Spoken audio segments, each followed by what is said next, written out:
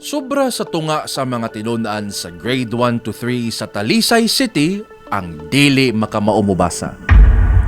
Kulang sa comprehension. Base sa datos gikan sa 2nd Congressional Commission on Education, maglisod ang mga estudyante pagsabot sa simple sentence structure. Sa tibuok probinsya sa Sugbo, 2 sa 5 ka estudyante sa grade 1 to 3 ang dili makasabot og simple sentence. For a new parent like me, makasagmuyo kay mao kini ang kalibutan og problema nga posibleng dak-an pohon sa akong anak. Kinsa may angay basulon? Teacher? Ginikanan? Ang estudyante mismo? Daghang factors ang angay natong bantayan. Posibleng ang kawadon kay maglisod ang tinun-an sa pag-concentrate. Posible nga distracted kay sige na lang TikTok.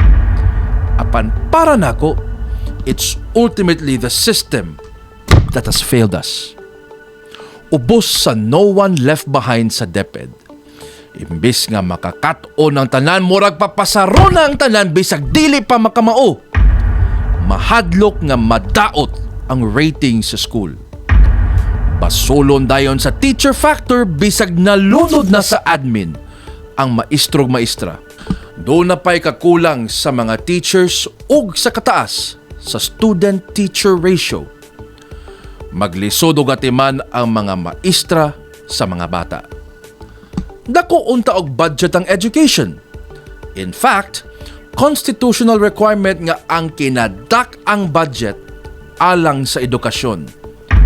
Apan nga nung daghan og kulang ang sistema, hain naman di ay napunta ang kwarta. Panahon na siguro nga dili na ta magtinihik sa atong sweldo ngadto sa mga magtutudlo. Ultimately, kung mapapas ang kawadon o korupsyon, dili na ta mistil maproblema nga way makatunan ang mga bata. O kung mapapas ang pagpangurakot, makasiguro ko nga no one will be left behind.